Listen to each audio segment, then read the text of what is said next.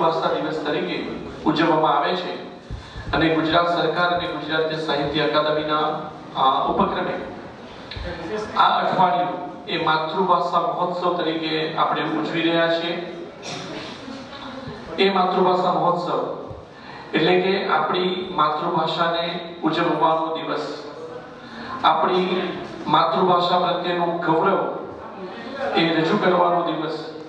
સાથે આજના વક્તા એવા શ્રી મનોજભાઈ માયાવંશી, આશાબેન ગોહિલ, આપણી ભગીની સંસ્થાના આચાર્ય એવા અશોકભાઈ, આ મહેમાનો દીપ જ્યોતિ એ અંધકારને હટાવી છે એમ જ્ઞાન પણ એ અજ્ઞાન રૂપી અંધકારને આ માતૃભાષા મહોત્સવ ઉપક્રમે આપણી વચ્ચે પધારેલા માનવતા મહેમાનોનો શાબ્દિક આવકાર આપવા માટે વિશ્વ માતૃભાષા દિવસ નિમિત્તે ગુજરાત સાહિત્ય અકાદમી ગાંધીનગર અને Shri M R. Desai arts and EELK commerce college ચીખલીના સંયુક્ત ઉપક્રમે માતૃભાષા મહોત્સવના કાર્યક્રમમાં ઉપસ્થિત આપણી કોલેજના મેનેજિંગ ટ્રસ્ટી અને ચેરમેન શ્રી આદરણીય દર્શનભાઈ એ દેસાઈ સાહેબ, કાર્યક્રમના પ્રેરણા સ્ત્રોત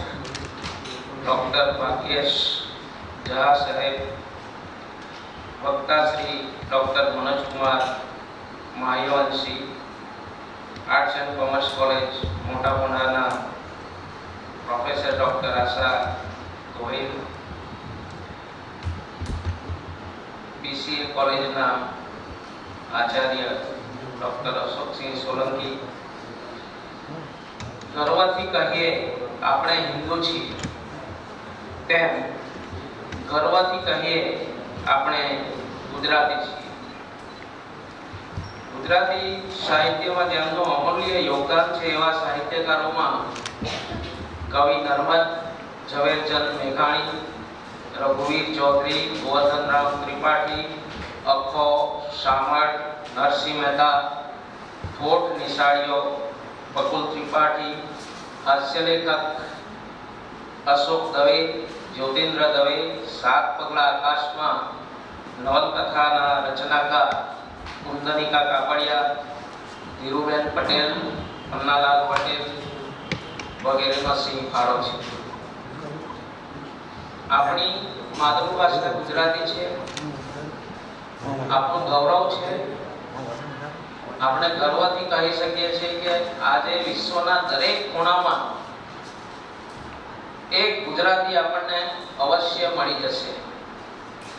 કોઈ પણ ખૂણામાં, કોઈ પણ દેશમાં તમે જાઓ, એક ગુજરાતી જ્યારે આપણને મળે છે ત્યારે આપણે ગુજરાતી જે બોલીએ છીએ ત્યારે એટલો આનંદ આવે છે કે જે અંગ્રેજીમાં મમ્મી કહીએ છીએ અને ગુજરાતીમાં આપણે માં કહીએ છીએ। તાજેતરમાં ગુજરાતી એક ફિલ્મ આવી ગઈ। ગુજરાતી ફિલ્મના ઇતિહાસમાં અત્યાર સુધીમાં 100 કરોડના આંકડાને વટાવી જનારી આ ફિલ્મ આપ સૌને ખબર જ છે, લાલો।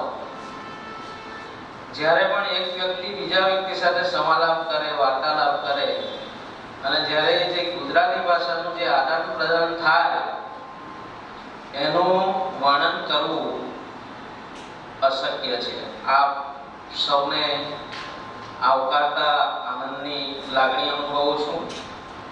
વક્તાઓ આપણી સમક્ષ મોજૂદ છે, ઘણું બધું કહેવાના છે। સૌને આવકારી વિરમું છું। નમસ્કાર। ખૂબ ખૂબ આભાર સાહેબ મુકેશભાઈ પટેલ। વક્તા આજના મહેમાનોને શબ્દોથી આવકાર આપ્યા બાદ આપણે પુષ્પગુચ્છથી અને આપણા પ્રેમના પ્રતીક રૂપે આપણે પુષ્પગુચ્છથી આ મહેમાનોનો આવકાર કરશું। તો આજના પ્રથમ વક્તા એવા ડોક્ટર મનોજ માયાવંશી સાહેબ એમનું અભિવાદન કરવા માટે હું વિમલ ઉચ્ચતર ગણિત ટ્રસ્ટના ચેરમેન અને મેનેજિંગ ટ્રસ્ટી શ્રી દર્શનભાઈ દેસાઈને વિનંતી કરું છું। ડોક્ટર આશાબેન ગોહિલનું અભિવાદન કરવા માટે પણ હું દર્શન સરને વિનંતી કરું છું। અભિવાદન કરવા માટે આપણા ઉપાચાર્ય ડોક્ટર મુકેશભાઈ પટેલને વિનંતી.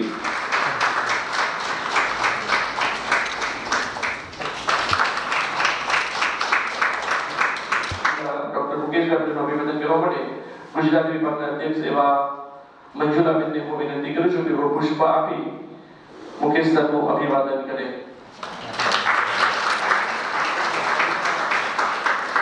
આપણા સંસ્થાના મેનેજિંગ ટ્રસ્ટી અને ચેરમેન એવા દર્શનભાઈ દેસાઈને વિનંતી કરું તેઓ પ્રાસંગિક ઉદ્બોધન આપી આ સમારંભને ખુલ્લો મૂકે. કે કોઈ દિવસ કોઈ ઇંગ્લિશ ભણેલો નહીં હોય એ બી એની વાતમાં આવી જાય. એટલે આજના કાર્યક્રમમાં ઉપસ્થિત મનોજભાઈ,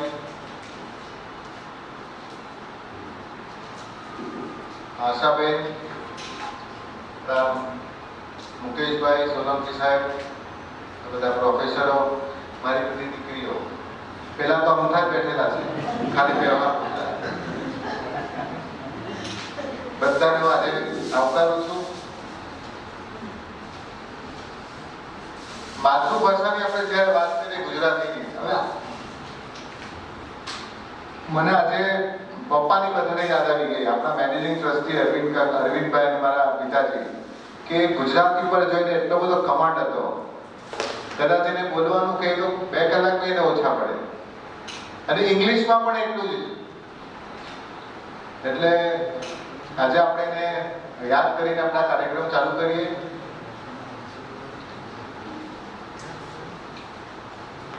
ગુજરાત સરકાર અને ગુજરાત સાહિત્ય અકાદમીને બી હું આભાર માનું છું કે આજના જમાનામાં આજે ઇંગ્લિશનું આટલું બધું કલ્ચર હોય ને આપણે જ્યારે માતૃભાષાને આટલું બધું મહત્વ આપીએ, અને આજે ગામે ગામ આવા કાર્યક્રમ થાય છે, ત્યારે એ લોકોને બી હું અભિનંદન આપું છું કે પહેલા આપણી માતૃભાષા પછી બીજી ભાષા. આજે આપણા ભારતમાં એવું છે કે ઇંગ્લિશ બોલે એટલે બહુ હોશિયાર, ગુજરાતી બોલે એટલે અથવા તો ગુજરાતી બોલતો છે. અને આજે મા બાપ ઘણા વર્ષથી ઇંગ્લિશ મીડિયમમાં છોકરાઓને ભણાવો, ઇંગ્લિશ મીડિયમમાં ભણાવવું જોઈએ, ઇન્ટરનેશનલ લેંગ્વેજ છે, બરાબર છે. પણ ઘણી વાર એવું થાય ઇંગ્લિશ મીડિયમમાં છોકરા ભણતા હોય ને એનું ઇંગ્લિશમાં બી ઠેકાણા નહીં હોય અને ગુજરાતીમાં બી ઠેકાણા નહીં હોય. એવા ઘણા બધા તમે દાખલા જોઈ શકો છો. એટલે મારા બધા દીકરા દીકરીઓને મારે એટલું જ કહેવું છે, આપણી માતૃભાષા પર આપણે પકડ જમાવો. બીજી બધી ભાષા, આપણે ઘણી બધી ભાષા છે એ તો શીખવાની જ છે. તમે ચાઇનાના પ્રેસિડેન્ટ, રશિયાના પ્રેસિડેન્ટને કોઈ દિવસ ઇંગ્લિશ બોલતા સાંભળ્યા છે? ફ્રાન્સ વાળાને સાંભળ્યા છે? આપણે ત્યાં જ એટલું બધું ઇંગ્લિશનું કલ્ચર ચાલે છે કે આપણે આપણી માતૃભાષા ભૂલી ગયા છે. એટલે બધાને આજે માતૃભાષા દિવસની છે એના અભિનંદન. અને ગુજરાતી ભાષાને આપણે કેવી રીતે આપણે પોતે કેવી રીતે સારી રીતે બોલી શકીએ, કેવી રીતે સારી રીતે વાંચી શકીએ, બોલી શકીએ, એના વોકેબ્યુલરી જો અમારા ગુજરાતીમાં આવી ગયું તો આપણે ઇંગ્લિશ એટલું બધું પેલું છે, એટલે બધા શબ્દો આપણે કેવી રીતે નવા શોધી શકીએ એ આપણે કોશિશ કરવાની છે. Thank you very much. દર્શન સર બંને આજના મહેમાન આદિવાસી અને ખૂબ ખૂબ આભાર.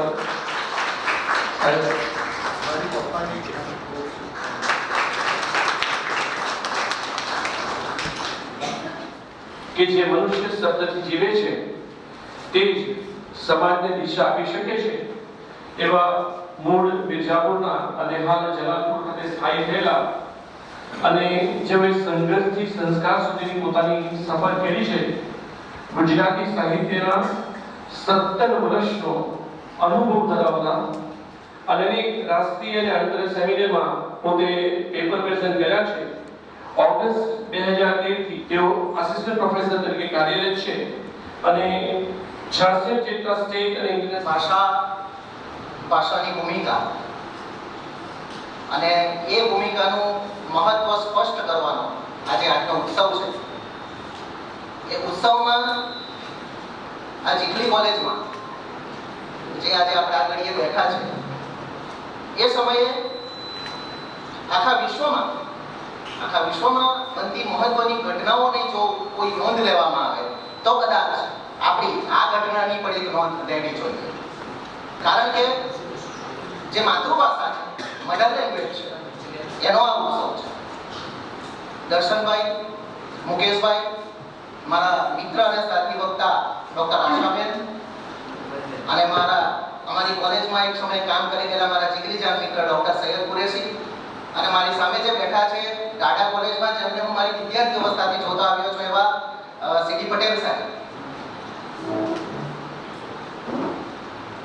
મિત્રો, માતૃભાષા વિશે જ્યારે આપણે વાત કરીએ છીએ તે સમયે આપણને દાખલા તરીકે આપણે ગુજરાતી છે, ગુજરાતી હોવાને નાતે આપણે કદાચ ગુજરાતીની કદર ના કરીએ, પણ કલ્પના કરો કે તમે એવા દેશમાં ફેંકાઈ ગયા છો જ્યાં તમને એ લોકોની ભાષા બરાબર આવડતી નથી, થોડી ઘણી મહેનત કરીને આપણે વ્યવહાર કરીએ છીએ અને એવા સમયે કોઈ પાછળથી આવે અને કે હું કરેલા, તો આ જે શબ્દ તમને એક પ્રોત્સાહન આપે છે અને જે તમને પોતિકાપણું લાગે છે, કોઈ ઓળખાણ નથી છતાં તમને બોન્ડિંગ લાગે છે, બરાબર છે.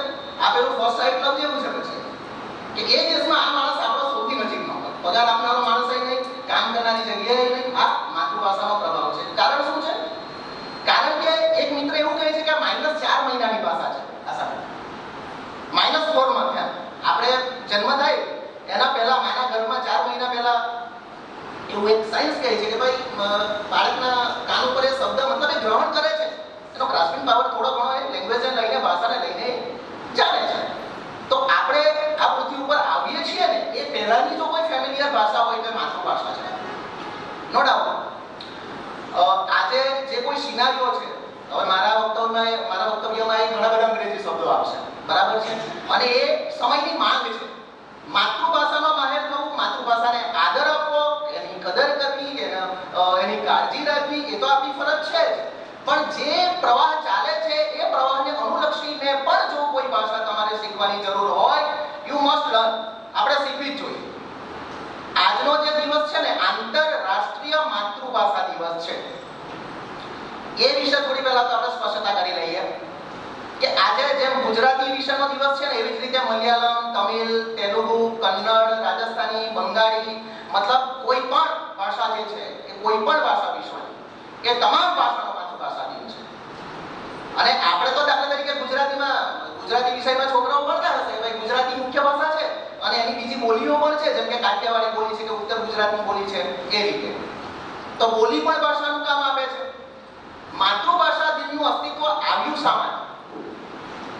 યુનેસ્કોએ જ્યારે વર્ષ 2000 થી આ દિવસ ઉજવવાની જે શરૂઆત કરી મિત્રો, એના મૂળમાં હતું બાંગ્લાદેશનું એક આંદોલન. પાકિસ્તાનમાંથી જ્યારે બાંગ્લાદેશના એક વિસ્તાર જ ભૌગોલિક દ્રષ્ટિએ જે અલગ પડે છે, એમની ભાષા એ ઉર્દુ નહોતી, બંગાળી હતી. અને બંગાળી અમારી ભાષા છે એના માટે થઈને એ લોકોએ જે આંદોલન ચલાવ્યું અને 21 ફેબ્રુઆરી 1952 ના રોજ પોલીસોએ એમના ઉપર ગોળીબાર કર્યો અને ઘણા બધા વિદ્યાર્થીઓના મૃત્યુ થયા. આ ઘટનાને વિશ્વ સ્તરે એક મહત્વ આપીને એ દિવસને માતૃભાષા દિવસ તરીકે ઉજવવાની શરૂઆત થઈ. મારો આજનો જે વિષય છે, મારે જે વિષય ઉપર વાત કરવાની છે, માતૃભાષાના પણ ઘણા બધા એંગલ છે, ઘણા બધા દ્રષ્ટિકોણ છે, પણ મારે જે વાત કરવાની છે એ છે કે આ માતૃભાષાને લઈને આજ દિન સુધીના ઘણા બધા લોકોએ ઘણા બધા પોતાના વિચારો રજૂ કર્યા છે. એટલે મારો વિષય એ છે કે માતૃભાષા વિષયક મંતવ્યો વિશે મારે તમને જે વાત કરવાની છે ને, માતૃભાષા વિશે કોણે કોણે શું વાત કરી. એટલે હું અહીં જે વાત કરીશ એ માતૃભાષા એટલે કોઈ પણ માતૃભાષા હોઈ શકે. સાઉથ આફ્રિકાનો કોઈ માણસ હોય તો એની જે માતૃભાષા હોય તે ખ્યાલ આવે છે. માતૃભાષાનું શું મહત્વ છે? મૂળભૂત રીતે આપણે કોઈને આપણી વાત સમજાવી શકીએ છીએ, કોઈની વાત આપણે સમજી શકીએ છીએ વાત કરવાને લીધે. અને વાત ક્યાંથી આવે છે? શબ્દોથી, ભાષાથી. અને મેં તમને કીધું કે -4 માં 4 મહિનાથી આપણી અંદર આવે છે. એટલે એના માટે એક શેર એવો છે કે ये हकीकत है कि होता है असर बातों में. बातों महत्व है. ये हकीकत है कि होता है असर बातों में, तुम भी खुल जाओगे 2-4 मुलाकातों में. એટલે તમે કોઈ વ્યક્તિને એકવાર મળો, બે વાર મળો, વાત કરો, ચર્ચા કરો અને પછી તમને અજાણ્યો માણસ પણ પોતાનો લાગવા માંડે. આ છે ભાષાનો પ્રભાવ અને દુનિયાની કોઈ પણ ભાષાનો પ્રભાવ છે. સમજાય છે તમને? દરેક જે માતૃભાષા છે ને એ માતૃભાષાનું મહત્વ કેવું છે? તો એના માટે પણ એક એવી વાત છે કે ભાઈ सबकी पूजा एक सी अलग अलग है रीत. मीदा फाजलीનો શેર છે આ. सबकी पूजा एक सी अलग अलग है રીત. મસ્જિદ જાય મૌલવી, કોયલ ગાય ગીત. કોયલના ગીતમાં પણ પૂજા છે અને કોઈ સાક્ષાત ભગવાનની સામે જઈને તમે પૂજા અર્ચના કરશો તો એ પણ પૂજા છે. માતૃભાષાનું આવું છે. હવે આ માતૃભાષા વિશેની કેટલીક જે માન્યતાઓ છે કે મારી ભાષા મોટી, બીજાની ખોટી. સામાન્ય રીતે મનુષ્યમાં ઘણી બધી મર્યાદાઓ હોય. તમારી મારી અંદર મર્યાદાઓ છે એટલે આપણે માણસો છીએ. સમજાય છે ને? અને એ માણસ હોવાને નાતે કેટલીક વાર ભાષા પ્રત્યે પણ આપણે એવું માનીને બેસીએ છીએ મિત્રો કે મારી ભાષા એટલે મોટી અને બીજી ભાષા એટલે થોડીક ઉતરતા સ્તરની કે એવું આપણે માનીએ. પણ માતૃમાં શબ્દ માતૃ છે, માતા છે, મધર છે, માં કોઈની પણ હોય. મારી જે કિંમત છે, મારી જે વેલ્યુ છે, મારી જે મહત્તા છે, એ મહત્તા તો વિશ્વ સ્તરે એક સરખી છે. એટલે મારે તમને જે વાત કરવાની છે એ વાત આજે કેટલાક લોકોએ માતૃભાષા વિશે જે વાત કરી છે, એ માતૃભાષાના વિશેના જે વિચારો છે, એ વિચારોમાં માતૃભાષાની લાક્ષણિકતાઓ કઈ રીતે પ્રગટે છે. હવે એમાં મારી પાસે જે થોડા ચુનિંદા નામો છે અને એમણે જે વાત કરેલી છે, એક નામ છે મંટોનું. શહાદત હસન મંટો આમ જોવા જઈએ તો ભારતીય અને આમ જોવા જઈએ તો પાકિસ્તાની. અને મંટો વિશે આપ બધા પરિચિત છો માનું છું, પણ ના પરિચય હોય તો મંટો નામનું એક મૂવી આવેલું છે, એ પણ જોવા જેવું. આઝાદી, ભારતના ભાગલા, ભારત છોડીને પાકિસ્તાન જવું, વર્ષો સુધી જેલના ચક્કર કાપનારો સર્જક, અને એ એવો સર્જક હતો કે જેની અંદર ભારત એના મૃત્યુ સુધી જીવતું હતું, ભલે પાકિસ્તાનમાં હોય. એણે જે વાત કરી છે कि हिंदी के हक में हिंदू क्यों अपना वक्त जाया करे, मुसलमान उर्दू के तहफ्फुज के लिए क्यों बेकरार है. जबान એટલે ભાષા, માતૃભાષા. जबान बनाई नहीं जाती, खुद बनती है और ना इंसानी कोशिशें किसी जबान को फना कर सकती है. એટલે માણસની તાકાત જ નથી ભાષાને મિટાવવાની.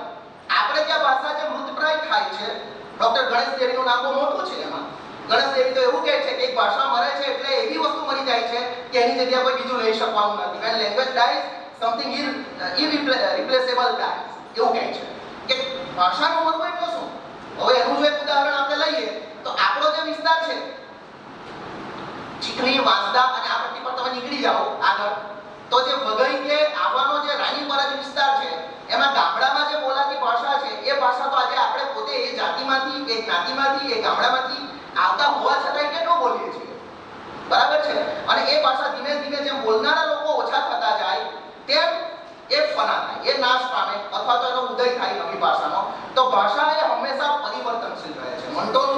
મંટોના જે વિચાર છે માતૃભાષાને લઈને એ છે કોઈ પણ ભાષા માટે લડવાની જરૂર નથી. તમારી ભાષામાં દમ હશે તો એનું અસ્તિત્વ છે. અમુક સમયાંતરે એમાં પરિવર્તન આવશે, અમુક સમયાંતરે ભાષા મૃતપ્રાય પણ થશે. ગણેશ દેવીનો અભ્યાસ એમાં બહુ મોટો છે, એ આપણે થોડો જોવો જોઈએ. ગણેશ દેવીનું એક વાક્ય છે, એમના વિચારો શું છે માતૃભાષા વિશે. ગણેશ દેવી કહે છે કે each language carries a unique world view and way of understanding things.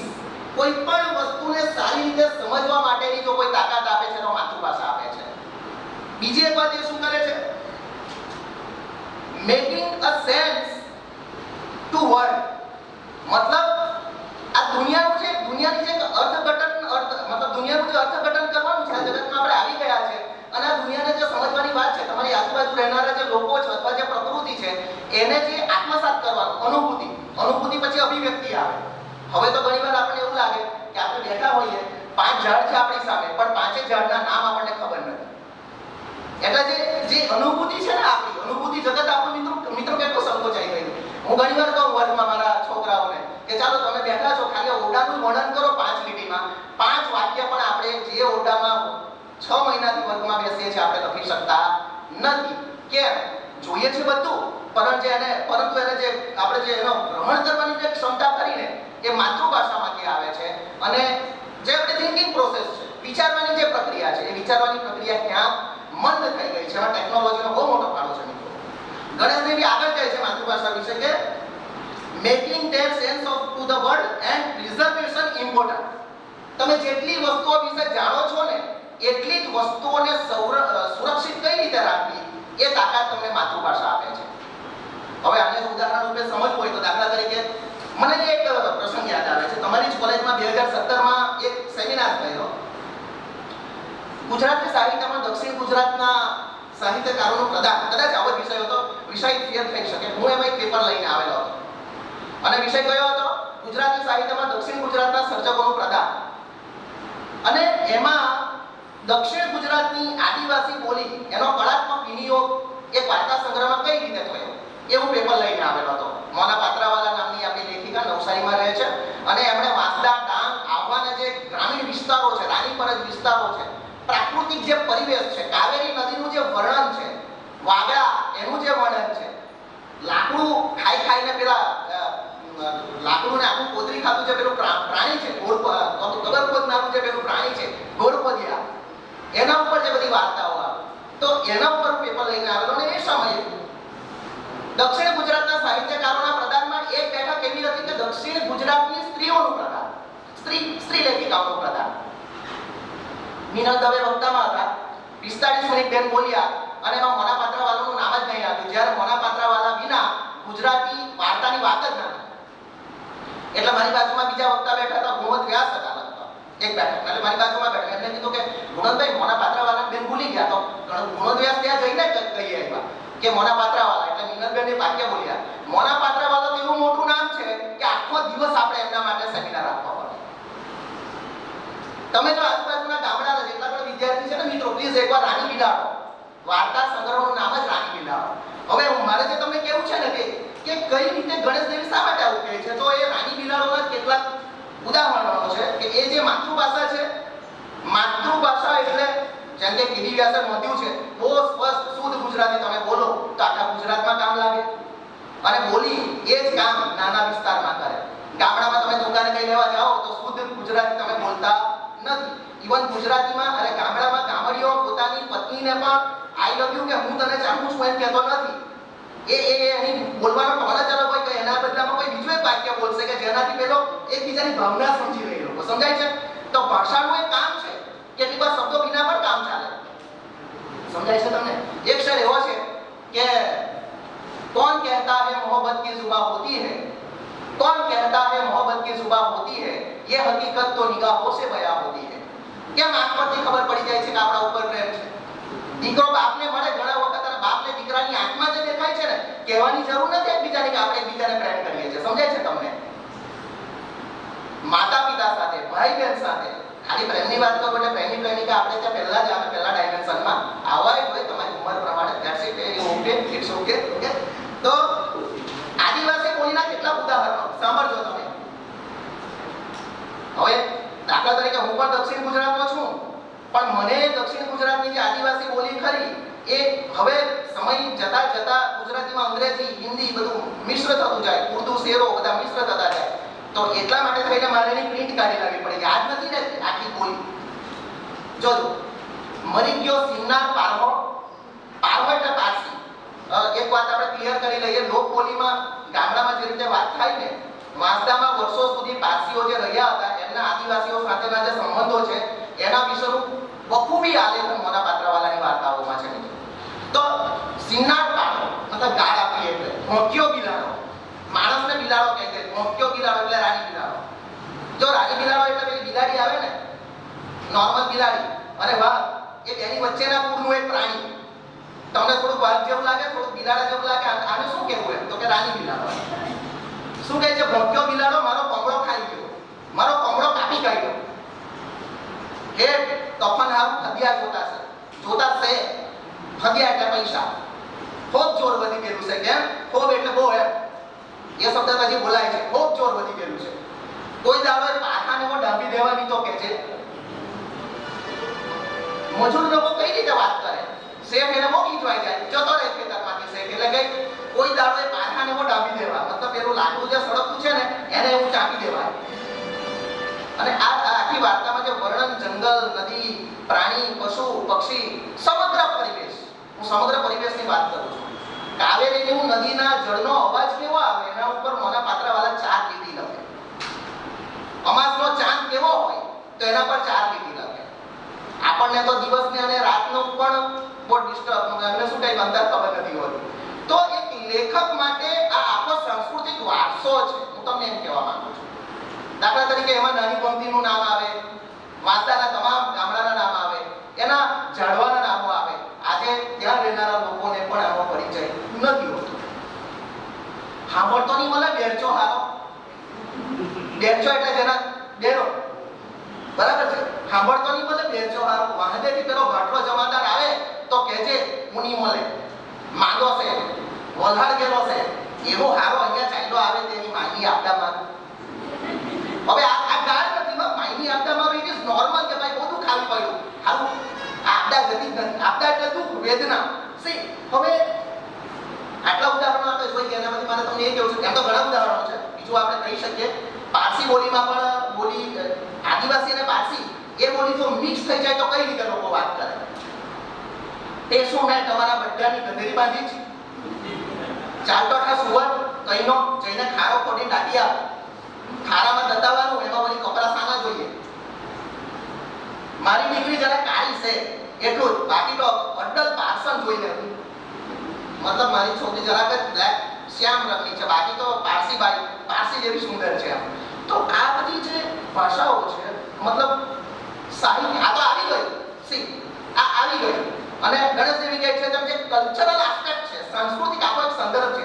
Vansda, Dang, આહવાના આદિવાસીઓ વિશે જ્યારે પણ વાત થશે ને મિત્રો, તે સમયે એની જે સોશિયાલિટી મતલબ સામાજિકતા છે, એ સમાજ કેવો હતો.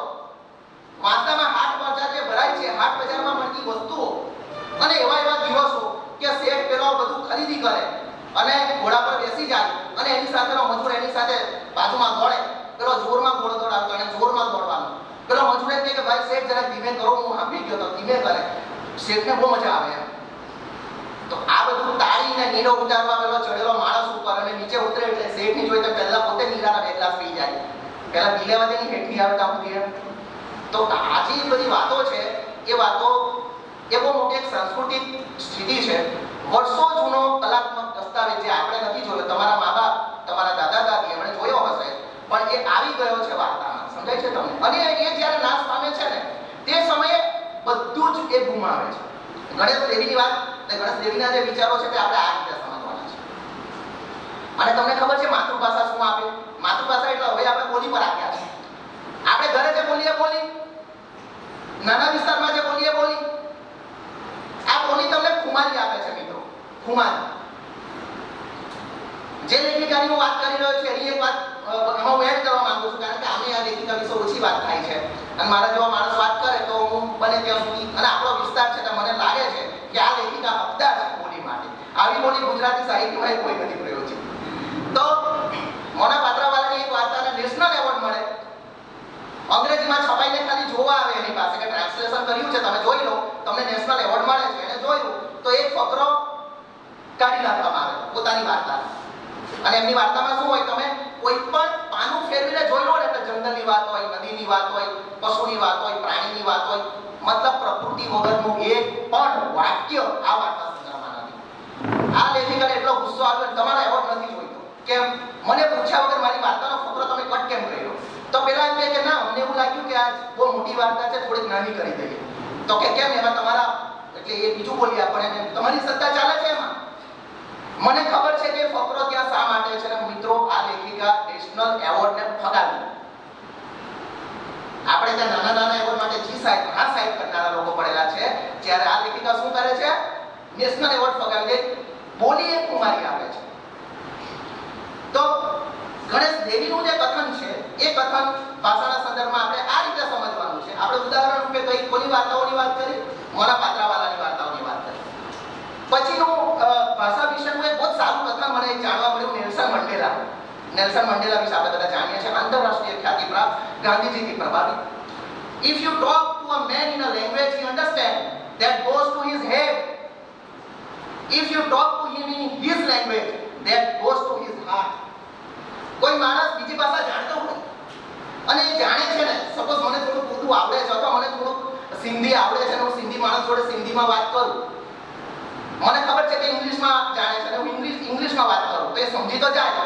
સમજાય છે તમને? પણ અહીંયા હાર્ટ અને હેડ, દિલ ઓર દિમાગ, આની લડાઈ હંમેશા જિંદગી પર ચાલવાની છે. આપણા જીવનમાં પહેલો તો સંઘર્ષ હોય છે. નેલ્સન મંડેલા એવું કહે છે કે કોઈની માતૃભાષામાં તમે વાત કરશો ને તો એના હૃદયમાં ઉતરશે, અને જે ભાષા જાણતો છે એમાં જો તમે વાત કરશો તો એ સમજી તો શકશે. ઇંગ્લિશ મીડિયમ અને ગુજરાતી મીડિયમમાં આપણે કંઈક આવું સમજવાનું છે. તો નેલ્સન મંડેલા માતૃભાષા વિશે આવું કહે છે.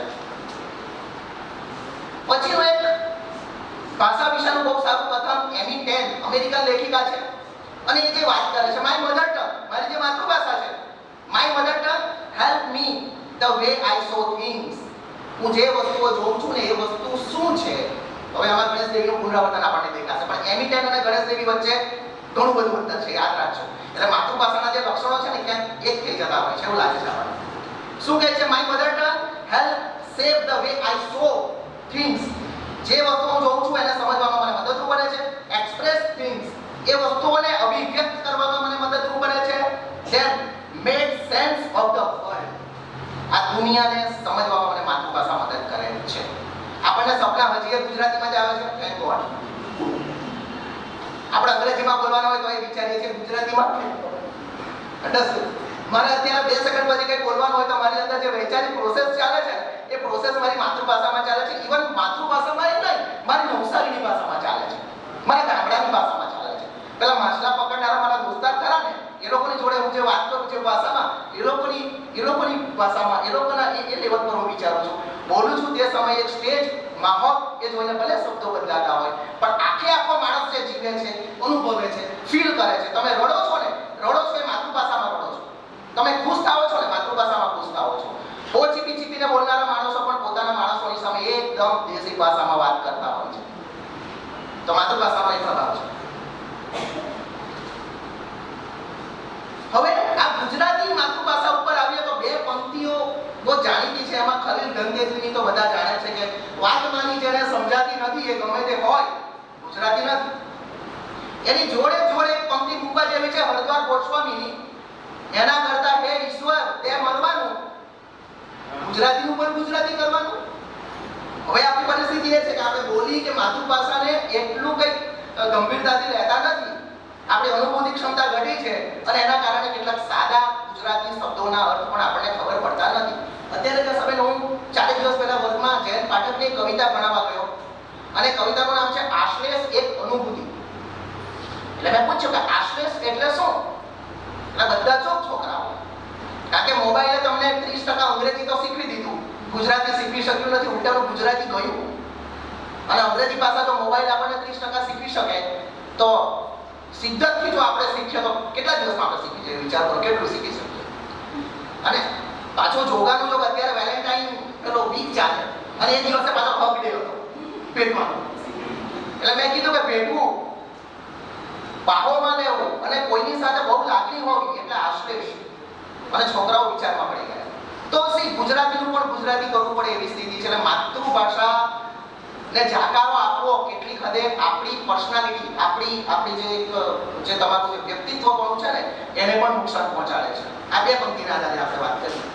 હવે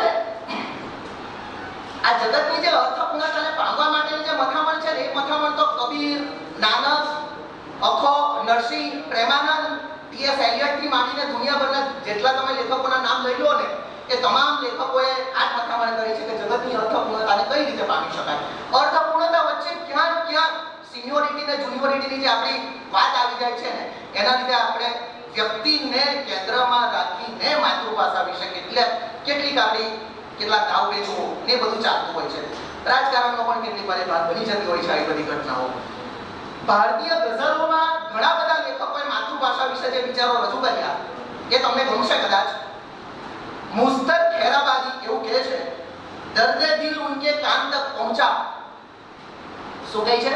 દર્દે દિલ ઉનકે કાન તક પહોંચા, બાત બનકર ज़बान से निकला. વાત બનીને જે વાત સામે ગઈ અને તેનાથી મારી હાલત એટલે આપણે જે કંઈ કહેવું છે એ સામેના વ્યક્તિ સુધી જાય. એટલે જે આ જબાન છે એટલે કે ભાષા છે, માતૃભાષા છે, એ તમારી જે અંદરની તમારી લાગણી છે જે તમે કોઈને કહી નથી શકતા. અને એટલા માટે એવું કહેવાય છે કે ડાયરી લખવાની વાત આવે, કવિતા, ગઝલ લખવાની વાત આવે. અમારા મિત્ર સૈયદભાઈ ઘણીવાર હું જોઉં છું ફેસબુક પર ગુજરાતીમાં કવિતા લખે. એટલે મને એવું લાગે કે અત્યારે 12 વાગે કોઈ એને વાત કરવાનું મળ્યું ને, કોઈ મિત્રોને કદાચ વાત ના કરી શકે તો શબ્દોમાં વ્યક્ત થાય અને શબ્દોમાં વ્યક્ત થતો માણસ બરાબર સમજાય. યાદ રાખજો, जिसको दुनिया ज़बान कहती है उसको जज्बात का कफन चाहिए. अख्तर अंसारी આ વાત કરે છે. લાગણી એકવાર બહાર નીકળી જાય એટલે ત્યાં કામ પૂરું થઈ જાય અને આપણે પણ પડવા થઈ જાય. મશહૂર રાઝે ઇશ્ક है किसके बयान से। મારે જે તમને કહેવું છે, ગઝલમાં એવું કહે છે કે મારે જે તમને કહેવું છે એમાં એમણે ઇશ્ક શબ્દ રાખ્યો છે, પણ ઇશ્કને બદલે આપણે કોઈ પણ શબ્દ રાખેલો તમે मशहूर राज़े इश्क है किसके बयान से, मेरी जबान से कि तुम्हारी जबान से। मतलब તમારી વાતનું મહત્વ તમારી માતૃભાષામાં છે, મારી વાતનું મહત્વ મારી માતૃભાષામાં છે, બંનેનું ઇક્વલ ઇમ્પોર્ટન્સ છે, સરખું મહત્વ છે। આ એક વિચાર ગઝલમાં રજૂ થયો છે। અને કોઈ પણ માતૃભાષા એ જો માને સમકક્ષ હોય તો માને આપણે જેટલું માન આપીએ એટલું જ માન આપણે દરેક માતૃભાષાને આપવાનું હોય। માતૃભાષા વિના આપણે જો ઇંગ્લિશ મીડિયમની જ્યારે પણ વાત આવે છે, હું મીડિયમની વાત કરું છું, ભાષાની વાત નથી કરતો, અંગ્રેજી તો વી હેવ ટુ લર્ન, શીખવું જ પડવાનું, જરૂરિયાત છે। જો તમને અંગ્રેજી અને કોમ્પ્યુટર નહીં આવડે ને, અને ત્રીજી બાબત સામાન્ય જ્ઞાન, જનરલ નોલેજ, આ ત્રણ બાબત જો તમારી પાસે ના હશે તો આજના કોમ્પિટિટિવ જે એક આજે સ્પર્ધાત્મક જમાનો ચાલી રહ્યો છે એ જમાનામાં આપણું અસ્તિત્વ કઈ રીતે ટકશે। એટલે હું ગુજરાતી અને અંગ્રેજી એ બેની જ્યારે વાત કરીએ છીએ ત્યારે માધ્યમની વાત કરું છું। માધ્યમ તમારું ગુજરાતી હોવું જોઈએ ઘણા બધા વિષયોને ભણવા માટે। વિચારવાની પ્રોસેસ જ્યાં સુધી ગુજરાતીમાં છે ત્યાં સુધી હા, જે સમય તમે સપના અંગ્રેજીમાં જોવા લાગો, વિચારવા લાગો અંગ્રેજીમાં, તો ઇંગ્લિશ ગુડ ફોર યુ। અને અંગ્રેજી ખરાબ નથી, અંગ્રેજી દ્વારા તમે ઇન્ટરનેશનલ આંતરરાષ્ટ્રીય તબક્કા સુધી પહોંચી શકો છો મિત્રો। એટલે એ માતૃભાષાનું મહત્વ કઈ રીતે સમજવાનું છે આપણે। એક શેર એવો છે, નાજીસ પ્રતાપ ગઢીએ વાત કરી છે, એમાં પણ માતૃભાષાનું મહત્વ છે। हर एक जबान को यारो सलाम करते चलो, हर एक जबान को, तमाम भाषा ने, हर एक जबान को यारो सलाम करते चलो, गिरोह की है न फिरके की और न मजहब की। કોઈના ઉપર કોઈનો ઇજારો નથી। બાકી કાકા સાહેબ કાલેલકરને આપણે કેમ સવાઈ ગુજરાતી કહી, મરાઠી માણસ આટલું સારું ગુજરાતી કઈ રીતે બોલી શકે, લખી શકે, સમજી શકે, સમજાય છે તમને। અને આમે એવું કહે છે કે બાર ગાવે બોલી બદલાય, અને બાર ગાવે બોલી બદલાય એટલે આપણને જે ભાષા આવડે છે ને એ 35 કિલોમીટર પછી એમાં 10-20% થોડુંક એમાં પરિવર્તન આવતું હોય છે। એટલે અમુક શબ્દો એ લોકોને, દાખલા તરીકે હું શહેરવાસ નોકરી લાગ્યો નવો અને છોકરા કાંઈ કહે સાહેબ, હવે કાંઈ શબ્દનો મને અર્થ જ નહીં, અને ત્યાં બધા છોકરા આમ જ બોલાવે, એવું નહીં, માનાર્થ શબ્દોને એવું તેવું નથી। તો સાહેબ કાલે આવેલો નહીં તો કાંઈ થયેલું, કાંઈ શબ્દ એટલે કાંઈ શબ્દ પાછળ લોકો ઘરમાં વાપરે। એટલે જ્યારે મેં સંશોધન થોડું કર્યું કે કાંઈ એટલે હું થયેલું એમ, મતલબ આ રેફરન્સમાં, તો મને પોતાના લાગે કે આવી વાત તો પોતાના લોકો જ પોતાની સાથે કરે। કોઈ દોસ્તાર આપણી જોડે હંમેશા જીભા જોડી કરતો હોય, મગજમારીથી વાત કરતો હોય ને આપણને ઉતારી પાડતો હોય, અને કોઈ દિવસ બિચારો બહુ શાંતિથી વાત કરે ને મારી જોડે મારા મિત્રોએ વાત કરે એટલે હું પહેલા પૂછું, આજે કઈ થયેલું છે તને, કેમ હું થયું? મેં કીધું અરે આજે તો મને ખીજવાય ને પહેલી વાર 3 મિનિટ આપણે વાત કરીને તે કંઈ પણ મારા વિરુદ્ધમાં તો બોલ્યો જ નહીં, ઉતારી કઈ ફાયદો તો અને ખબર પડે કે કંઈક છે ટેન્શનમાં છે કે વોટ કંઈ પણ હશે, સમજાય છે। તો માતૃભાષા એ વ્યક્ત થવાનું માધ્યમ છે મિત્રો। વ્યક્ત થતા રહેજો, જમાનો બહુ એવો એટલો ક્રિટિકલ ચાલી રહ્યો છે કે તમારું એક્ઝિસ્ટન્સ, તમારું અસ્તિત્વ એ હંમેશા ક્રિટિકલ હોય છે। 10મા ધોરણની પરીક્ષા આપનારો માણસ કે પછી પીએચડી થાય કે નોકરી નહીં મેળવનારો માણસ, બંને સરખી ક્રિટિકલ કન્ડિશનમાંથી પસાર થાય છે આજે મિત્રો। અને એ સમયે તમારી પાસે વાત કરનારા માણસો હોવા જોઈએ, વાત કરનારા। એટલે મેં તમને કીધું ને કે ये हकीकत है होता है असर बातों में, तुम भी भूल जाओगे 2-4 मुलाकातों में। આ ખુલવાની વાત હંમેશા તમને માતૃભાષા આપે છે। અને આ માતૃભાષા વિશે તો તમે મલયાલમમાં આટલી સુંદર વાતો છે, કન્નડમાં આટલી સુંદર વાતો છે, બંગાળીમાં આટલી સુંદર વાતો છે, રાજસ્થાની આપણા બંધારણમાં 8મી અનુસૂચિમાં 28 ભાષાઓ છે। એમાં નોન શિડ્યુલ 22 છે અને શિડ્યુલ 22 છે અને નોન શિડ્યુલ 6 છે। આઈ 28 ભાષાનું એટલું બધું મહત્વ છે ને, એને અમે ભારતીય સાહિત્ય કહીએ છીએ, ઇન્ડિયન લિટરેચર, સમજાય છે તમને। તો આ માં છે, માતૃભાષા છે, અને ચિંતા નહીં કરતા, માતૃભાષાની પરવા તમને જ્યાં સુધી છે ને ત્યાં સુધી અમે એવું માનીએ છીએ કે જ્યાં સુધી છોકરાઓને ગુજરાતીમાં થોડોક રસ છે, તમારી પાસે દિવ્ય ભાસ્કર ગુજરાત મિત્ર સંદેશ કોઈ આવતું હોય ને જ્યાં સુધી તમે એક પાનું પણ વાંચો છો ત્યાં સુધી આ માતૃભાષાને કંઈ થવાનું નથી। અને જો માતૃભાષાને કંઈ થવાનું હશે ને તો દુનિયાની કોઈ તાકાત એને રોકી શકવાની નથી। નરસિંહ મહેતાની ભાષા જુઓ, બદલાઈ ગઈ। આજે એ ભાષાના શબ્દો તમને અખાને વાંચીએ, અખાને તો હંમેશા ઓલવેઝ માર્વેલસ, ઓલવેઝ ઓસમ આવો શબ્દ વાપરો અખા માટે। અખાના પદોને, અખાના છપ્પાને આજે સમજાવવું હોય, કેટલા એવા શબ્દો છે કે તમને માથું કૂટવું પડે, એનો અર્થ શું થાય છે? ભગવદ્વ મંડળ કે લેક્સિકોન કે ગમે તે ચાલી જાવ અર્થ મળતો નથી। આખી પંક્તિ વાંચો પછી એનો અર્થ આપણને મળે છે। તો ભાષા હંમેશા પરિવર્તન પામતી હોય છે। માતૃભાષામાં પણ ભાષામાં અંગ્રેજી વાપરવા જ પડે શબ્દ. મોબાઈલ વગર કોઈને ચાલતું નથી અને મોબાઈલે આપણને આદત પાડી છે કે 30% તો તમને અંગ્રેજી તમારે યુઝ કરવાનું છે, વાપરવાનું છે.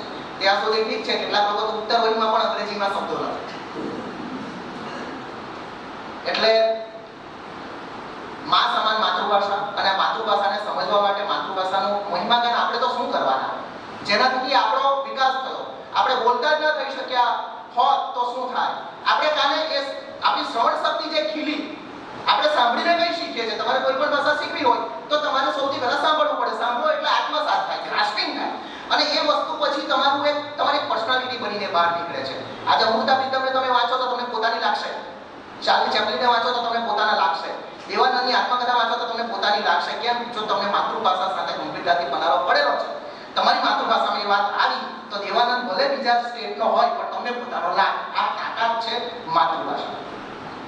એટલે આ માતૃભાષાનું માન, સન્માન એનો અવસર છે. અને આ અવસરમાં મને આજે જે તક આપી એમાં નિમિત્ત બનેલા સૌનો ખૂબ ખૂબ આભાર. માતૃભાષા વિશે કેટલી બધી વાતો કરીએ, બેસી જઈશ પછી એવું લાગે કે કંઈક હજી કહેવાનું રહી ગયું, બરાબર છે. પણ ક્યાંક થોભવું જરૂરી છે. અને જ્યાં આપણને એવું લાગે ને કે લાગણી અસીમ છે, ત્યાં પછી થાકી જાય ત્યાં થોડું સાઈડ પર થઈ જવાનું, રેસ્ટ લઈ લેવાનું. માતૃભાષા જ આ શીખવે છે. તો મિત્રો, માતૃભાષા દિવસની સૌને શુભેચ્છા. સમજવાનું એટલું છે કે આજે આંતરરાષ્ટ્રીય માતૃભાષા દિન છે.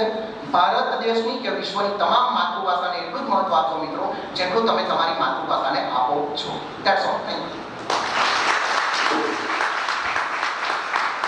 આજના આ કાર્યક્રમને આગળ વધારતા હવે આપણે વિડીયોના માધ્યમથી ગુજરાત સાહિત્ય અકાદમીના અધ્યક્ષ શ્રી ભાગ્યેશ ઝાના સંદેશને નિહાળીએ.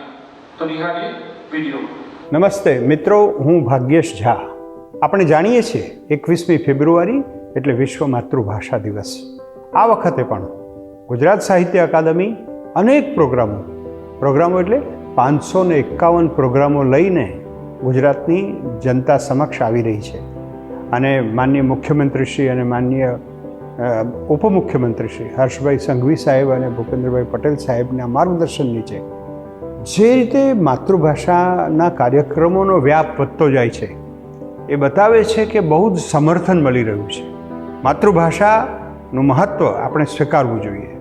આપણે રેસ્ટોરન્ટ્સમાં જઈએ તો આપણા વેઇટર સાથે આપણે ગુજરાતીમાં વાત કરીએ, જ્યાં બસમાં ક્યાંય પણ ગુજરાતીનો વ્યવહાર વધારીએ, બાળક સાથે તો ખાસ ગુજરાતીમાં જ વાત કરીએ. કારણ કે માતૃભાષાથી 3 ફાયદા થાય છે.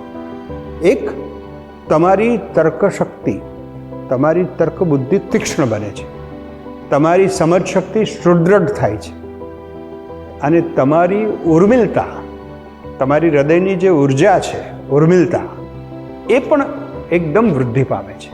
તો મનુષ્યનો, બાળકનો સંપૂર્ણ વિકાસ કરવો હોય તો માતૃભાષાની સેવા કરવી જોઈએ, માતૃભાષામાં વ્યવહાર કરવો જોઈએ, માતૃભાષાને આપણા અસ્તિત્વની ત્વચા ગણવી જોઈએ. આપણી ત્વચા છે એ ત્વચા ઉતરડી ના જાય, એ ત્વચા કોઈ ખેંચી ના લે, એની સાવધાની આપ સૌ રાખશો એવી મને પૂરી શ્રદ્ધા છે. ગુજરાતભરમાંથી સાહિત્ય અકાદમીને જે સમર્થન મળે છે એના માટે હું આપ સૌનો ઋણી છું.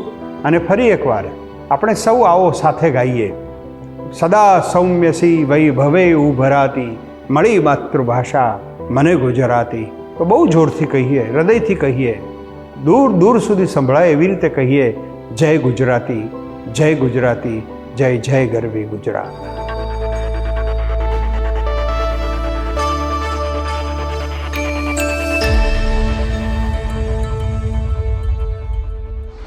ખૂબ ખૂબ આભાર ડૉક્ટર મનોજ માયાવતી સાહેબ.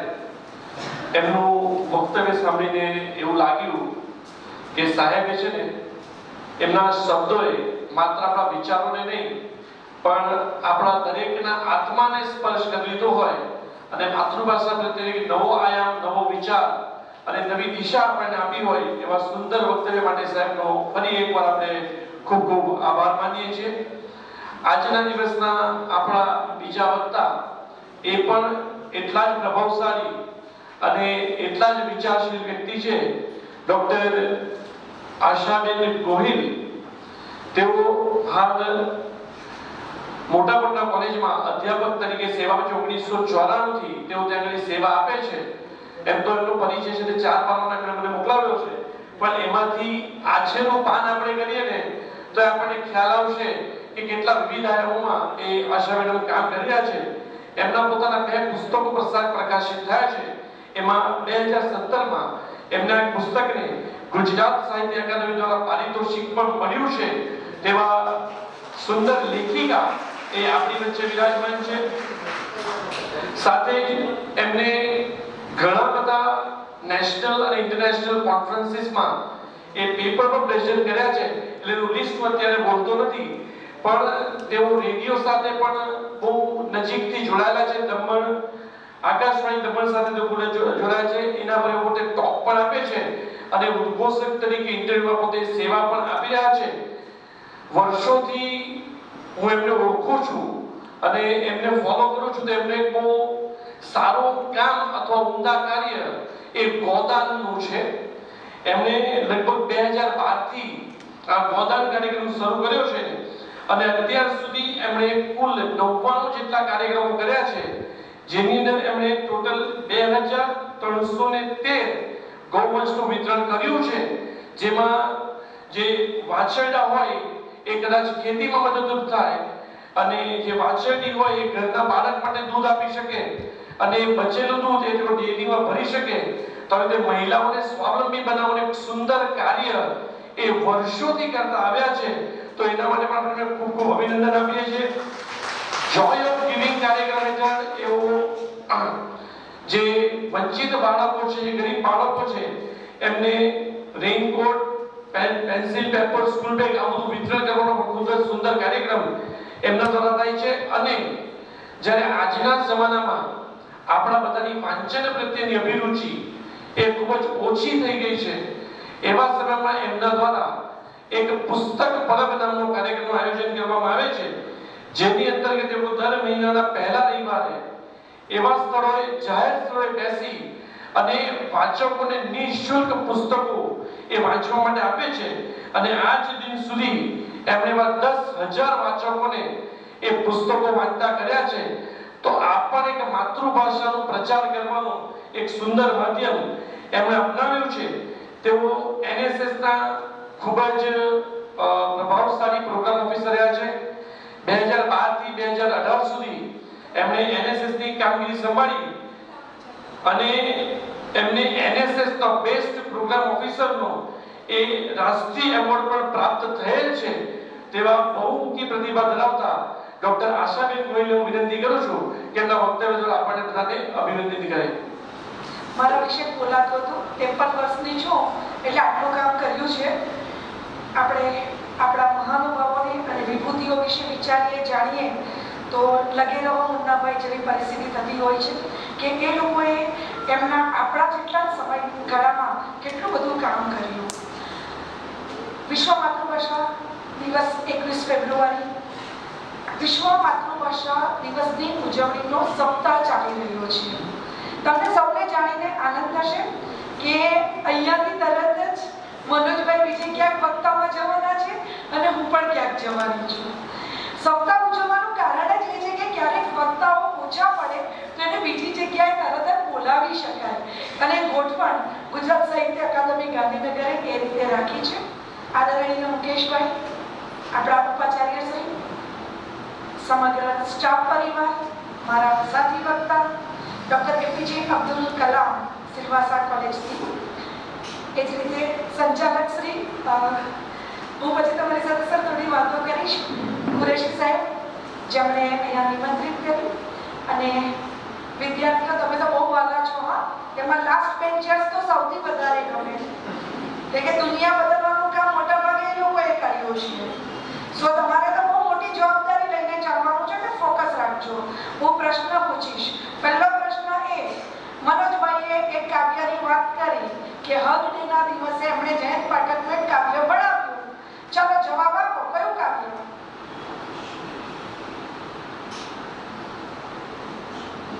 અર્થ પણ આપ્યા.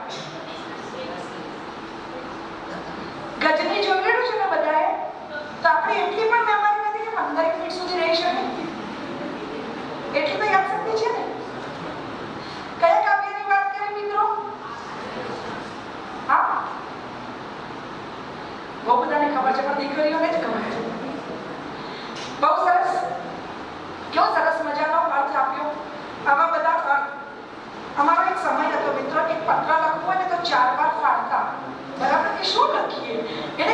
ગમશે એમ.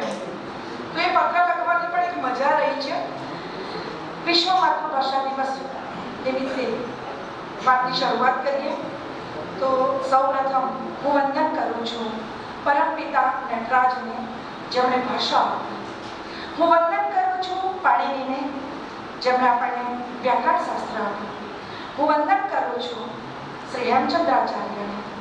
હું વંદન કરું છું નરવરને, જેમણે ગુજરાતી ભાષાનું ગૌરવગાન કર્યું. હું વંદન કરું છું કનૈયાલાલ મુનશીને, જેમણે ગુજરાતની અસ્મિતાનું ગાન કર્યું. હું વંદન કરું છું મહાત્મા ગાંધીજીને, જેમણે ગુજરાતી ભાષાને વિશ્વ ફલક પર મૂકી આપી. આજનો દિવસ એવો છે દરેકની માતૃભાષાનું બહુમાન કરવા. દરેકની માતૃભાષા, આપણી આજુબાજુ જે પણ હોય દરેકની માતૃભાષા અલગ હોઈ શકે. સાહેબે વાત કરી એ રીતે આપણી એક આખી પૂર્વની પટ્ટી જે છે એ મોટાભાગના લોકોની ગુજરાતી એ સેકન્ડ લેંગ્વેજ છે. જ્યારે ગોવામાં મારે દિલ્હી સાહિત્ય અકાદમીનું એક વક્તવ્ય કરવાનું થયું ત્યારે આ વાતનો મેં ઉલ્લેખ કર્યો. ત્યારે શ્રોતામાંથી એવા પ્રશ્નો પણ થયા કે એવું કેવી રીતે હોય કે ગુજરાતમાં રહેતા હો અને એમની માતૃભાષા ગુજરાતી ન હોય. મધ્યમ ગુજરાતી હોઈ શકે, પણ સ્વાભાવિક છે ગુજરાત એ 2 એશિયાની મોટી GIDC લઈને બેઠું છે. તો ભારતભરના જ નહીં વિશ્વના પણ અનેક લોકો કામ ધંધાને અહીંયા આવીને વસ્યા છે. જેમ આપણે લોકો ક્યાંક ને ક્યાંક ગયા એ રીતે. તો આજે તો એવો દિવસ છે કે નર્મદ જાણે કાનમાં આવીને કહેતા હોય જય જય ગરવી ગુજરાત. અને એ જ રીતે આપણા જ્ઞાનપીઠ એવોર્ડ પુરસ્કૃત કવિ ઉમાશંકર જોશી સદા સૌમ્ય શ્રી વૈભવે ઉભરાતી મળી માતૃભાષા મને ગુજરાત. એટલે માતૃભાષાનો મહિમાગાન કરવાનો દિવસ છે. માતૃભાષા કાને ઝીલી છે, સાંભળી છે અને સતત અમારો તો અધ્યાપનનો વિષય પણ એ જ રહ્યો છે. અને ગુજરાતી ભાષા સાહિત્યને લઈને ભણતા ભણાવતા શિક્ષકો હોય કે અધ્યાપકો હોય એની જ ફક્ત એ જવાબદારી હોય એવો આખો માહોલ વહીવટમાં હોય કે શિક્ષણ ક્ષેત્રમાં હોય એ રીતે ઊભો કરી દીધો છે. આપણે બધા જ જાણીએ છીએ કે આપણા સૌનું જે પણ વિષયમાં શૈક્ષણિક કાર્ય હોય કે બીજું કંઈક કામ હોય માધ્યમ તો ગુજરાતી ભાષા છે. અને ભાષા પાસેથી ખૂબ સરસ રીતે કામ ન લઈ શકીએ તો આપણે સફળ ના થઈ શકીએ. આ પણ એટલી જ વાસ્તવિકતા છે. હું મારા વિદ્યાર્થીઓને કહેતી હોઉં છું કે ક્લાર્ક ઓફિસમાં જાઓ કંઈ પણ કામ લઈને તો તમને તમારું કામ તે જ ઘડીએ કરાવતા આવડવું જોઈએ. અને એ રીતે કઈ રીતે ભાષાનો ઉપયોગ કરવો, કેવી રીતે તમારે વિવેકપૂર્ણ ભાષાનો ઉપયોગ કરવો, પરિણામે કાલે આવજે એ શબ્દ ના સાંભળવો પડે અને તે જ ઘડીએ તમારું કામ કેવી રીતે થઈ જાય. પ્રશ્ન પૂછો, જાણો આજે કેમ નહીં, કઈ દુવિધા છે, શું છે કે આજે ન થઈ શકે. અને આ જ વાતો બધી જ જગ્યાની વાત માટે કહેતી હોઉં છું. કોઈ પણ તમે વહીવટની કંઈક કામ માટે જાઓ, આધાર કાર્ડ માટે જાઓ કે સ્ટેશને જાઓ રિઝર્વેશન કરાવવા માટે, પૂછો, જાણો, પ્રશ્ન પૂછો. એટલે મારું વક્તવ્ય પૂરું થાય ને પછી સૌથી વધારે પ્રશ્ન પૂછવાનો અધિકાર પાછળ બેઠેલા છે. કેમ કે બોક્સની ટિકિટ કહેવાય, ખબર ને મનોજભાઈ? એ તો સ્પેશિયલ રિઝર્વેશન છે કે તમે પણ એન્જોય કરી શકો અને અમને પણ. એટલે પ્રશ્ન પૂછો. વિદ્યાર્થીઓને કહેતી હોઉં છું ક્યારેય કોઈને પૂરેપૂરા સાંભળવા નહીં, વચ્ચે અટકાવીને પણ પ્રશ્ન પૂછો. આપણે ફક્ત સાંભળવા બેઠા નથી. એટલે પૂર્તિ કરવાનો પણ અધિકાર છે, ચર્ચા અને પ્રશ્નને પણ પૂરેપૂરો અવકાશ છે. વાત મારી જે છે આજની એમાં મનોજભાઈ મને કહ્યું હતું કે તમારે ભાષા અને અભિવ્યક્તિનો વિષય રાખવાનો છે, પણ તમે કહો એ વિષય પર એટલા માટે વાત કરીશ કે આખું સપ્તાહના સંદર્ભે 8-10 સંસ્થાઓમાં કાર્યક્રમ આયોજન કરવાની ક્યાંક ને ક્યાંક મારી ભૂમિકા રહી. પરિણામે અનેક માણસો સાથે વાતો થઈ કે આપણે આ સપ્તાહને કેવી રીતે ઉજવીએ. એટલે ફક્ત ને ફક્ત મહિમાગાન કરવા માટે તો આપણે ભેગા નથી થયા. હું મહાન અને બીજા કંઈ નહીં એવું તો છે નહીં. ગુજરાતી ભાષા લગભગ 1000 વર્ષથી અસ્તિત્વ ધરાવે છે. આપણે ગોવર્ધનરામ ત્રિપાઠીની સરસ્વતી ચંદ્ર નવલકથા વાંચીએ અને આજના રામ મોરીને વાંચીએ કે દેવાંગી ભટ્ટને વાંચીએ, બરાબર? તો પછી તમને ભાષા બદલાતું જે સ્વરૂપ સરે જે વાત કરી એ બધું દેખાતું જ હશે. આપણા મા બાપને જોશું, એમનું જીવન રેણી કેણી, દાદા દાદીને મળશું અને આપણે જ્યાં છીએ ત્યાં ઊભા રહીશું તો કેટલો બધો બદલાવ મહેસૂસ કરીશું. આપણી અંદર સતત ગુજરાતી છીએ એટલે ગરબાઓ છે આપણી અંદર, બરાબર? ગરબામાં એક ગીત તમે વારંવાર સાંભળ્યું છે અને ઝૂમી ઉઠ્યા છો, રમતા હોઈએ કે ના રમતા હોઈએ. મોર બની થનગાટ કરે, મારું મન મોર બની થનગાટ કરે. એ ગુજરાતી ગીત છે. કોણે રચ્યું છે? કોઈને ખબર છે? હા બોલો પ્લીઝ. વેરી ગુડ, બહુ સરસ. એકને ખબર છે કે ઝવેરચંદ મેઘાણીએ રચ્યું છે. એનાથી આગળ કશું ખબર છે? એ બંગાળીમાં રચાયું છે અને આપણા નોબેલ પારિતોષિક રવિન્દ્રનાથ ટાગોરે રચ્યું છે, પણ એનો ગુજરાતી અનુવાદ એટલો સરસ થયો કે આપણું પોતીકું થઈ ગયું, એટલું બધું પોતીકું થઈ ગયું. તો ગુજરાતી ભાષા પણ એવી રીતે સમૃદ્ધ બની કે એની અંદર અરબી, ફારસી, ઉર્દુ, અંગ્રેજી, ફ્રેન્ચ કઈ કઈ ભાષાઓના શબ્દો આપણે લેતા ગયા અને એને પોતિકા કરતા ગયા. પરિણામે સૌહાર્દની ગુજરાતી ભાષા જે રીતે બોલીએ છીએ આપણને ખબર પણ નહીં કે એની અંદર વિશ્વની કેટલી બધી ભાષાના શબ્દો આપણા પોતાના થઈ ચૂક્યા છે અને ભાષા આવી રીતે સમૃદ્ધ બનતી હોય છે. એકબીજાની પાસેથી ક્યારે કયું કેટલું બધું લઈ લઈએ ખબર જ નથી હોતી. ચાઇનીઝ વાનગીઓ આપણે ખાઈએ છીએ એનો સ્વાદ ભલે આપણે ભારતીય કરી દઈએ, આપણને અનુકૂળ આવે એ રીતે. ચાઇનીઝ સમોસા પણ થઈ ગયા. ત્યાં સમોસા ચાઇનીઝ છે કે નથી આપણે કોઈ જાણતા નથી. એ જ રીતે કેક હોય, પિઝા હોય. વિદ્યાર્થીઓને પૂછું કંઈક સાહિત્ય સ્વરૂપ ભણાવતી હો, સોનેટની વાત કરતી હો કે બીજું કંઈક, તો પૂછું કે ઇટાલીની કોઈ પ્રખ્યાત વાનગી આપણા રોજિંદા જીવનમાં પણ આવી ગઈ છે, તમને ખબર છે? તો ના ખબર. પછી હું ક્લાસમાં હાથ ઊંચો કરાવું કે પિઝા કેટલાય ખાધા છે, એટલે વિદ્યાર્થીઓ હાથ ઊંચો કરે. તમે પણ કરી શકો. પિઝા કેટલાય ખાધા છે? નથી ખાધા, યાદ ઊંચો કરે. પિઝા ખાધા જ ના હોય કોઈ નહીં, બધાએ ખાધા છે. પછી મેં એકવાર ક્લાસમાં હાથ એવી રીતે ઊંચો કરાવ્યો કે 2 વાર ખાધા હોય એવા ઊંચા કરો, તો ના, 10 થી વધારે વાર વિદ્યાર્થીઓ પિઝા ખાધા છે. હવે આપણે ઇડલીમાં જઈને પૂછીએ કે આપણા રોટલા રોટલી ખીચડી કઢી તાના બધા લોકોએ ખાધા છે ખરા? કેટલા બધા પ્રશ્નો છે આપણે આપણી અંદર ઊભા કરવા હોય તો બહુ પ્રશ્નો છે. આપણે વૈશ્વિક નાગરિક બની ચૂક્યા છીએ કોઈક નહીં ને કોઈક રીતે. એટલે આ સરસ મજાનો દિવસ છે કે આપણે દરેકની માતૃભાષાને નમન કરીએ, બહુમાન કરીએ, આદર રાખીએ અને જ્યાંથી જેટલું પણ ઉત્તમ મળે એ બધું ઉત્તમ લઈએ. અભિવ્યક્તિની વાત કરવાની હોય છે ત્યારે કાલે જ મેં મનોજભાઈને કહ્યું કે અમદાવાદના એક પ્રોફેસરે મને કહ્યું કે તમારા તરફના વિદ્યાર્થીઓને માનાર્થે અધ્યાપકો સાથે વાત કરતા નથી આવડતી. એટલે મેં કહ્યું કેવી રીતે? તો એ કે એ લોકો તું જ કે છે, તમે બોલતા જ નથી. એટલે પછી મેં કહ્યું કે આપણને ખબર નથી કે એ લોકોની ઘરની જે જાતિગત ભાષામાં એ લોકો જે વાત કરે છે એમાં તમે નામનો શબ્દ જ નથી. એટલે એ લોકો તું મેડમ આવવાની કે નહીં, તું કાલે નહીં આવેલી, હું તો આવેલો ક્લાસમાં. એ આપણને નથી ખબર. હું પછી એ લોકોને સમજાવતી હોઉં છું. હવે તમને બીજી એક વાત કરીશ. ભાષાની અભિવ્યક્તિની વાત કરીએ છીએ ત્યારે the old man and the sea કોઈએ વાંચી છે નવલકથા? અર્નેસ્ટ હેમિંગ્વે.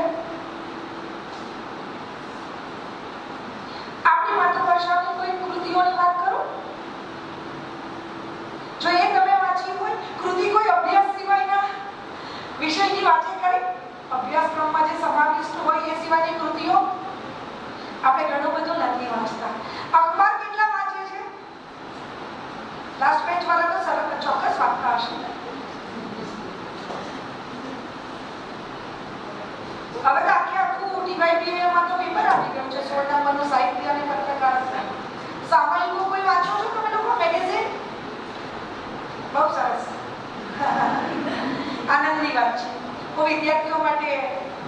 પણ કોલેજમાં લઈને જાઉં છું કે અખબાર જોઈએ, પ્રેસ નોટ બનાવતી એટલે વર્ષોથી લઈને જાઉં બધા પ્રકારના, અને પછી એ લોકોને વાંચવા માટે આપું, લખવા માટે આપું. અને હવે મેગેઝિન્સ બધા લઈને જાઉં છું. દાંડીઓ જુએ, નર્મદની વાત કરીએ, વીર નર્મદ દક્ષિણ ગુજરાતમાં આપણે ભણીએ, બરાબર, આખી યુનિવર્સિટીનું નામકરણ એક કવિ સાહિત્યકાર એને એવું ને કેવું કામ કર્યું, એ આખા સરસ મજાના પત્રકાર રહ્યા છે, સામાયિક શરૂ કર્યું છે, દાંડીઓ દાંડી પીટી છે, એમની ભાષાની અભિવ્યક્તિ જુઓ. સૌ ચલો જીતવા જંગ યુગલો વાગે, યા હોમ કરીને પડો ફતે છે આગે, વીર સત્યને રસિક ટેકી પણ અરીપણ ગાશે. મને તો રોમે રોમ નર્મદ છે, મને ખૂબ ગમે. એની વાત કરવાની હોય એટલે તો આનંદ આનંદ થઈ જાય. લાગણી, દેશાભિમાન, પ્રેમ, શૌર્ય શબ્દો એમણે આપ્યા છે. આ શબ્દોના પ્રેમમાં પણ પડવાની જરૂર છે. રોજ આપણને જીવાડે, નવી શક્તિ આપે, ઉર્જા આપે, કંઈક કરી છૂટવાની તમન્ના આપણી અંદર જગાડે. સતત અમને વંદે માતરમની વાતો થઈ, બરાબર, એ અભિવ્યક્તિ કેમ જરૂરી છે? એ રાષ્ટ્રગીત કેમ આવી રીતે આટલા સમયે પર આપણે ઉજાગર કરવું પડ્યું? કે જ્યારે કશું ના હોય ને ત્યારે આપણે લોકો બધા જ એક પ્રકારની આળસમાં આવી જઈએ છીએ. એટલે ભાઈ રાષ્ટ્ર પ્રેમ તો આપણી અંદર ધબકતો જ રહેવો જોઈએ. આનંદ મઠ શું છે અને કેમ એ સમયે આ રીતે એ ગાન ગીતની જરૂર પડી કે રવીન્દ્રનાથ ટાગોર અને બંકિમચંદ્રએ આ રીતે ગીતો રચ્યા, અને એ ગીત ગાવાથી એક શૌર્ય, રાષ્ટ્રભાવના, બરાબર, કેવી રીતે જાગૃત કરી શકાય. આજે તો કોઈ જેલમાં ગયું હોય તો આપણે એને કેવી નજરે જોઈએ. તે સમયે લોકો પોતાનું શિક્ષણ, પોતાનો વ્યવસાય બધું છોડીને જેલમાં જતા હતા. રાષ્ટ્રપ્રેમ કાજે જેલ બરોડા રીતસર આંદોલનો થયા છે, અને સરસ મજાનું સાહિત્ય જેલમાં લખાયું છે. જવાહરલાલ નહેરુ હોય કે આપણા મહાત્મા ગાંધીજીની આત્મકથા સત્યના પ્રયોગો વાંચજો. ડોક્ટર એપીજે અબ્દુલ કલામની ઓટોબાયોગ્રાફી આત્મકથા અગનપંખ એક વાર વાંચજો કે જીવનમાં શિક્ષકોની ભૂમિકા શું છે. એ લોકો અહીંયાથી ફક્ત વાતો કરવા માટે નથી આવતા, કે અહીંયા ઊભા છે તો એક જવાબદારી સાથે ઊભા છે. ગુજરાત સાહિત્ય અકાદમી ગાંધીનગર આ કાર્યક્રમ કરવા માટે ગુજરાતભરમાં આર્થિક બળ પૂરું પાડી રહી છે. પરિણામે આ કાર્યક્રમ સરસ રીતે આયોજિત થાય છે. એટલે આપણે એમના અધ્યક્ષ શ્રી ભાગ્યસ ઝા સાહેબ તથા મહામાત્ર શ્રી જયેન્દ્રસિંહ જાદવ સાહેબ પ્રત્યે આભારની લાગણી વ્યક્ત કરીએ. અને ચીખલી કોલેજ આવો સરસ સુયોગ પૂરો પાડે, વિદ્યાર્થીઓ માટે આ કાર્યક્રમ આયોજિત કરે, અધ્યાપકો ઉપસ્થિત રહે અને ઉપાચાર્ય શ્રી હાજર રહે. આ તો બહુ મોટી ઘટના કહેવાય. બાકી તો માણસોને સમય નથી હોતો કે વિશ્વ માતૃભાષા દિવસ નિમિત્તે પણ આટલો બધો સમય આપણી વચ્ચે હાજર રહે. કાર્યક્રમ તો આયોજિત થતો હોય છે. અભિવ્યક્તિની બીજી થોડીક વાતો કરીશ જે બહુ જરૂરી છે. ભાષા પાસેથી કામ લેશું તો બહુ સરસ રીતે કોઈ પણ જગ્યાએ ટકી જશું. વિવેક અને વિનય તો જરૂરી છે, એની અંદર વિનંતીનો સૂર પણ એટલો જરૂર છે. અને ક્યાંક એવું લાગે જરૂર ઊભી થાય તો તમે શું કરી શકો છો, બરાબર, ધાકધમકી નહીં, અને ખાલી ધાકધમકી તો ક્યારેય નહીં, પણ ખૂબ સરસ રીતે યોગ્ય દિશામાં નક્કર રીતે કામ કરશો તો સફળતા મળવાની છે. અને ભાષા એ માધ્યમ છે. ક્યારેક કોઈક વાત આપણે અભિવ્યક્ત ન કરી શકીએ ઘરની વ્યક્તિ પાસે પણ તો લખીને કરો. આ બહુ સરસ માધ્યમ છે કે લખીને કરી શકાય. હું એક જ વાર મારા પપ્પાને સામે એક વાત પ્રગટપણે ન કરી શકી, અને એ વાત માટે મેં આખો પત્ર લખેલો અને હું કોલેજ જતી રહી વહેલી સવારે, અને કોલેજમાં તે દિવસે રજા પડી ગઈ. તમે માનશો ઘરે આવવાનું મને એટલું બધું ભારે પડી ગયું કે મને મેં કેવું હતું કે એક સમય મળી જશે પપ્પાને મને સમજવાનો, પણ એ પપ્પા છે એ મને સમજી ગયા અને બહુ સરસ રીતે એમણે મારી વાતને સ્વીકારી લીધી કે હું સમજુ છું દીકરા કે તું મને કેમ ન કહી શકી. તો ભાષા પાસેથી આપણે વિવિધ રીતે કામ લઈ શકીએ. આ એક મારું તાજેતરનું ઉદાહરણ છે. આ જ રીતે હું બીજી થોડીક મારી વાત કહીશ. કોરોનામાં ગાંધીજીએ એમના દીકરા, દીકરી, પુત્ર, પુત્રવધૂને જે પત્ર લખ્યા એ મેં વાંચ્યા. ખૂબ સરસ રીતે લખાયેલા પત્રો કે આટલી બધી વ્યસ્ત વક્તિ ગાંધીજીનું જીવન વાંચીએ તો આપણને ખબર પડે.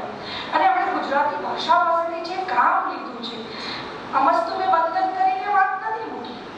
વિશ્વમાં ગાંધીજીનું ગદ્ય એ ખૂબ પ્રખ્યાત છે. અને એ જે એમણે કામ લીધું એ પત્રો વાંચ્યા પછી આજે હું મારા દીકરાને સમયાંતરે પત્ર લખું અને ફોટોકોપી એને મોકલું, જેથી એને મારા હસ્તાક્ષર પણ ધ્યાનમાં રહે અને એ રીતે ગુજરાતી વાંચતો પણ રહે અને મારી લાગણી એને સમજાવી રહે.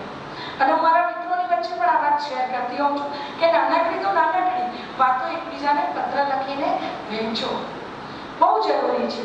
વહેંચો શબ્દ બોલતો જ ને ત્યારે એક વાત કહીશ. પુસ્તક પરબ વલસાડ અમે લોકો પુસ્તક પરબ જે ચલાવીએ છીએ, તો એકવાર બધાએ કહ્યું કે અમે આવા પુસ્તકો તમને આપીશું, આવા આપીશું, તો તમે શું કરશો? એટલે મેં કહ્યું કે અમને જે જરૂરી છે અને એ સારી અવસ્થામાં હશે તો અમે એને રજીસ્ટર કરીશું અને વાંચકોને વાંચવા માટે આપીશું. પણ જે પુસ્તકો બહુ જ ધાર્મિક, એટલે ઘણા સ્મરણાંજલિ બહુ આપી જાય, જે વેચાતી હોય છે, તો મેં કહ્યું કે એ અમે વેચી દઈએ છીએ. હવે એ જે વ્યક્તિ જે વાત સાંભળી ગઈ ને, એને વેચી શબ્દ બરાબર ના સાંભળ્યો. અને મારી બિલ્ડિંગમાં રહેતા એક બેને મને કહ્યું કે આશાબેન, પુસ્તક પરબ જે પુસ્તકો વેબમાં આવે છે ને તમે વેચી દો છો? હું તો વેચી દઉં છું. હું શા માટે વેચી દઉં છું? મને બી કઈ આવકની જરૂર પડી છે કે મને પુસ્તકો વેબમાં આવે એનો હું વેચું, બરાબર? એટલે મને કે બેને કહ્યું કે આશાબેન આવું કહેતા હતા. મેં તો ક્યારે મેં કહ્યું? એટલે એમણે આખી વાત કરી કે આવું એક બનેલું તમારી પાસે પુસ્તકો લેવા માટે આવ્યા હતા, ત્યારે એમણે આવો પ્રશ્ન કર્યો અને એમણે આ વાત સાંભળી. એટલે જો માતૃભાષા એ શ્રવણનો વિષય છે, હા, સારી રીતે સાંભળશો, સાચી રીતે સાંભળશો તો જ તમે સાચી રીતે એને અભિવ્યક્ત કરી શકશો, નહીંતર ના કરી શકો. એટલે હું કાયમ વિદ્યાર્થીઓને એક જ શબ્દ FYBA ના ફર્સ્ટ ડે ફર્સ્ટ સુધી TYBA ના લાસ્ટ ડે લાસ્ટ સો સુધી એક જ વાક્ય કહેતી હોઉં છું, લિસનિંગ પાવર ડેવલપ કરો. સાચી રીતે સાંભળતા શીખો. સાચી રીતે સાંભળવું ખૂબ જરૂરી છે, નહીંતર આપણે કોઈકની વાતને અર્થની જગ્યાએ, સાચા અર્થને પામવાની જગ્યાએ અનર્થમાં લઈ લઈશું. એટલે આ એક બહુ અગત્યની વાત છે. મને બહુ ખુશી છે કે લાસ્ટ બેન્ચના વિદ્યાર્થીઓ ખૂબ સરસ રીતે સાંભળી રહ્યા છે.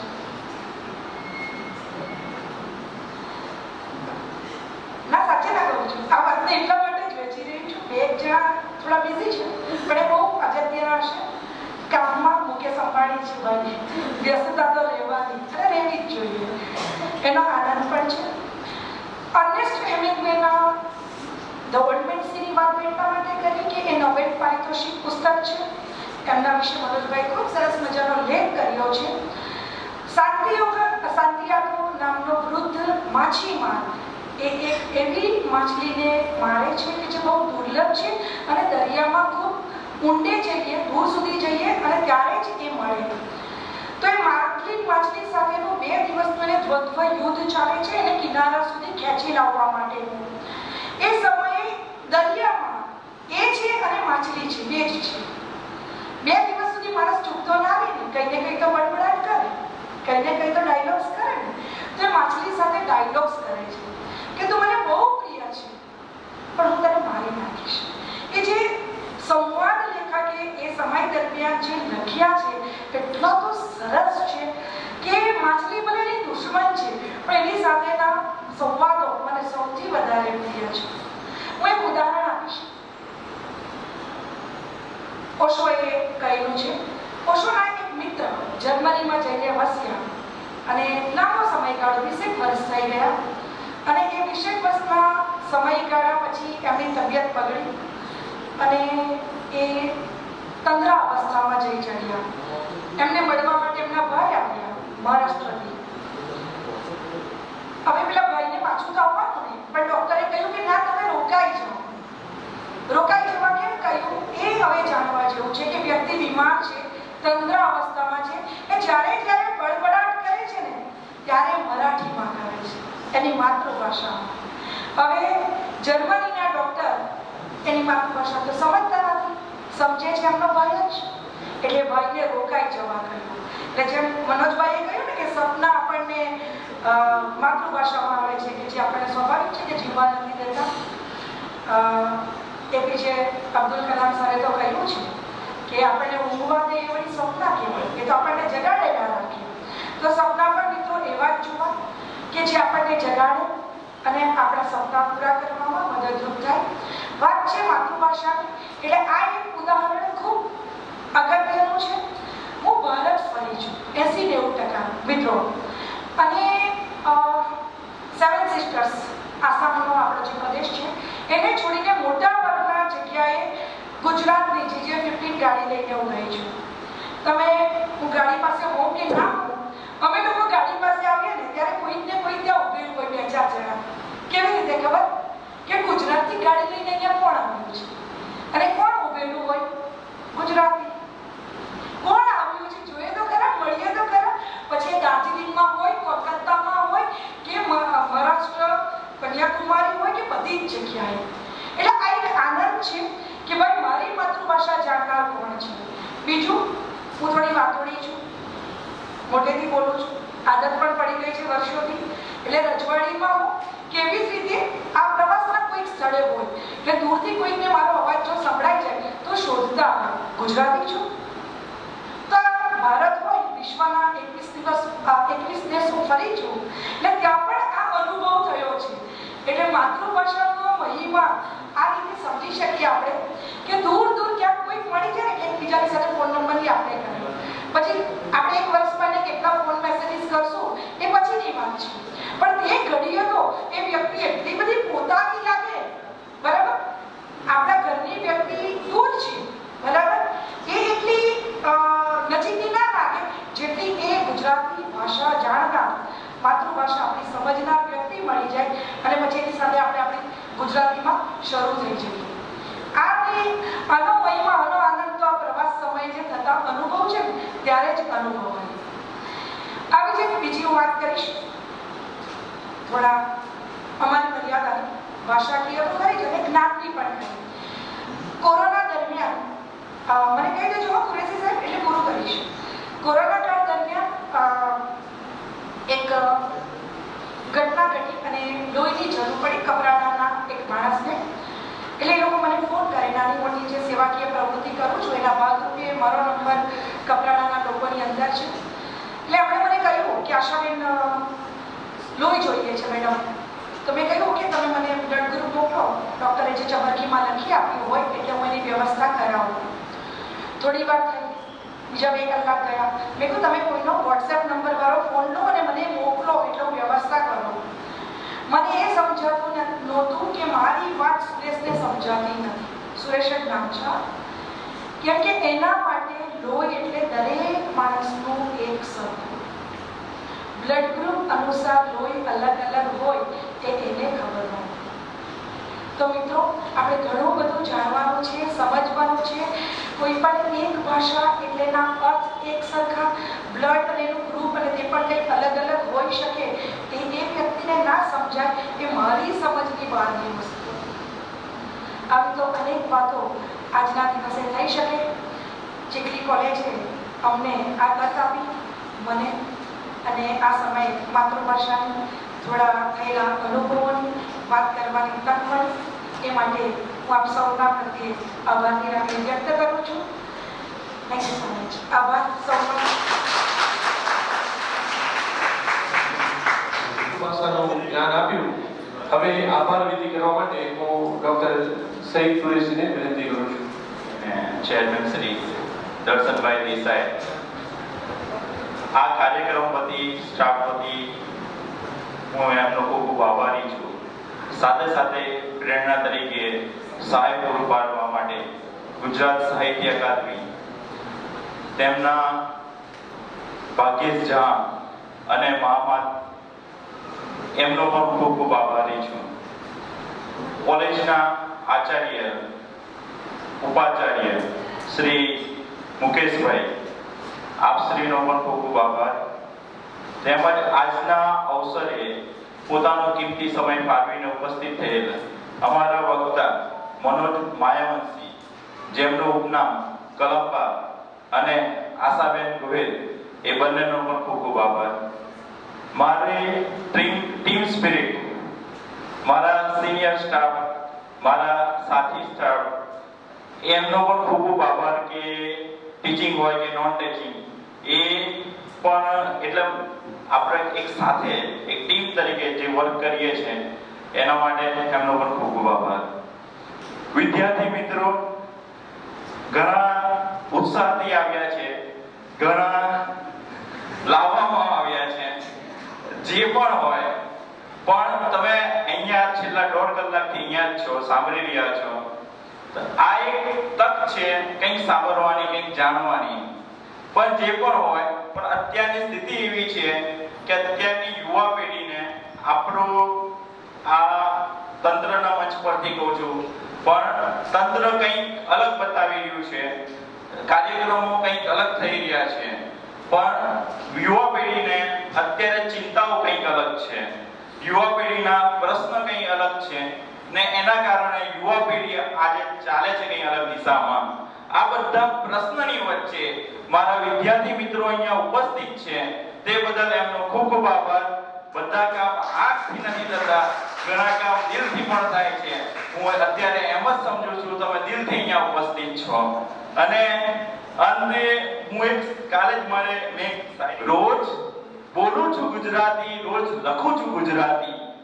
મારું અર્થશાસ્ત્ર, આંકડાશાસ્ત્ર, સમાજશાસ્ત્ર, રાજ્યશાસ્ત્ર ગુજરાતી, મારું ગણિત ગુજરાતી, મારું વિજ્ઞાન ગુજરાતી, ઇતિહાસ ગુજરાતી, ભૂગોળ ગુજરાતી, મનોવિજ્ઞાન ગુજરાતી, સર્વજ્ઞાન ગુજરાતી, મારું મનોવિજ્ઞાન ગુજરાતી, સર્વજ્ઞાન ગુજરાતી, અત્ર ગુજરાતી, તત્ર ગુજરાતી, સર્વત્ર ગુજરાતી. ગર્વથી કહું છું મારી માતૃભાષા ગુજરાતી. જય હિન્દ, જય જય ગણેશ. ગીતના માનમાં પોતાના સ્થાને ઉભા થઈ જાય. જય ગણપતિ અધિનાયક, જય હે નાયક ભાગ્ય વિધાતા, પંજાબ સિંધ ગુજરાત મરાઠા દ્રાવિડ ઉત્કલ બંગા, વિંધ્ય હિમાચલ યમુના ગંગા, ઉચ્છલ જલધિ તરંગા. તબ શુભ નામે જાગે, તબ શુભ આશીષ માગે, ગાહે તબ જય ગાથા. જનગણ મંગલ નાયક, જય હે ભારત ભાગ્ય વિધાતા. જય હે, જય હે, જય હે, જય